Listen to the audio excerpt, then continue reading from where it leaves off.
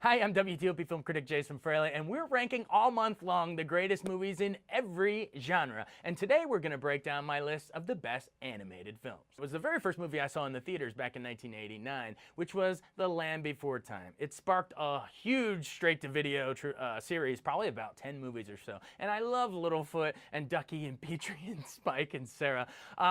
Also, it was tempting to include Don Bluth, the creator of this, because he also did Fievel Goes West, An American Tail, and All Dogs Go to Heaven, a lot of those hand-drawn non-Disney movies. A big challenge here in animated was which new movies do you think are going to be long-lasting and which ones that might I put on now but might look controversial in hindsight.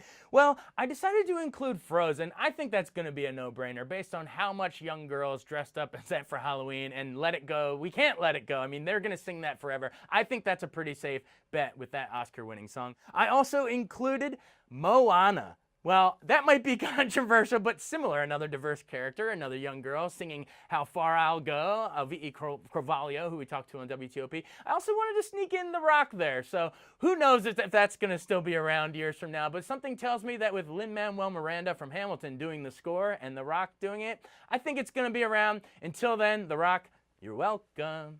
Now, of course, you'll find a ton of Disney movies on here, most of the top 25, but I wanted to make sure I had a variety between the classic era when Walt Disney was actually alive and what the so-called Disney Renaissance, where Disney animation was almost folding, going bankrupt in the 80s. I don't know if you guys knew that, but The Little Mermaid actually brought them back from bankruptcy with a new concept of, hey, let's make these things like Broadway musicals. So suddenly you had The Little Mermaid, Beauty and the Beast, Aladdin, and The Lion King, which really saved Disney's butts in terms of animation. So I wanted to include all of those while also mixing in a bunch of the classics that we know from Disney's lifetime, including The Jungle Book, which was his last one, and the very first one, The Snow White and the Seven Dwarfs, as well as all the greats in between Fantasia and Pinocchio, Sleeping Beauty, Cinderella, all the greats. They're all here on the list, new and old Disney.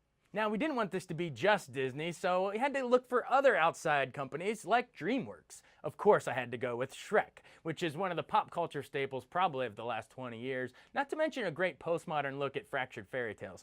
We also went with some foreign flicks like the Miyazaki classics like Spirited Away, and My Neighbor Totoro, which to me is one of the most biggest, cuddliest little bear of, of an imaginary friend of any animated movie. And then, of course, we also did a little stop motion like Tim Burton's The Nightmare Before Christmas. How can you not like Jack and Sally? What's this? What's this? And then, of course, one of my all-time favorites as a kid, we went with some Hybrids, which was a live-action animated combination.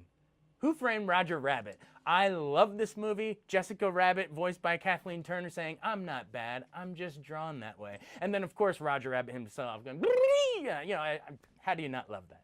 Coming up with the #1 animated movie of all time is really tough. The guidepost for this a lot of times is what are the groundbreaking movies, which is why the American Film Institute only had 2 animated movies in its top 100 overall movies. Snow White, which was the first animated feature movie, and Toy Story, which was the first digitally animated feature animated movie.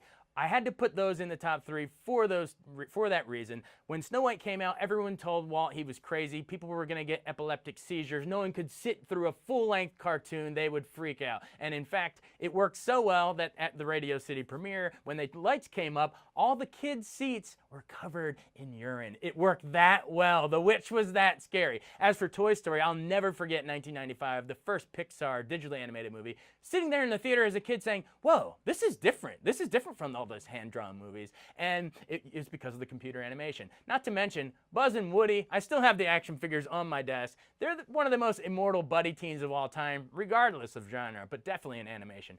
But here comes the controversy. I put those #2 and #3. #1 for me, drum roll please, my favorite. I had to go with The Lion King. I don't know if it is that, probably not that controversial. To me, it's the epic animated movie of all time.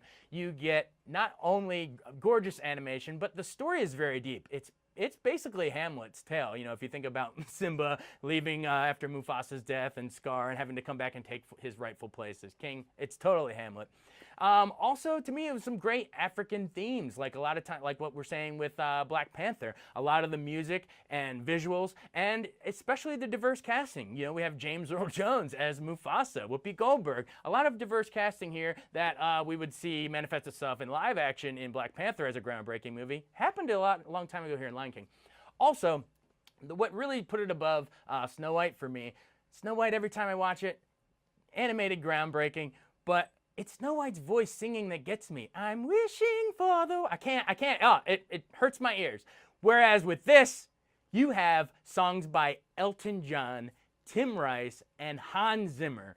I promise you, as Simba goes up Pride Rock and you hear the Hans Zimmer score swelling, not to mention Circle of Life and I Can't Wait to Be King and Can You Feel the Love Tonight. To me, the music is what pushed it over the line, and The Lion King topped my list. You can find my full top 25 animated movies on WTOP.com's entertainment page. Tune in tomorrow as we break down the greatest biopics of all time.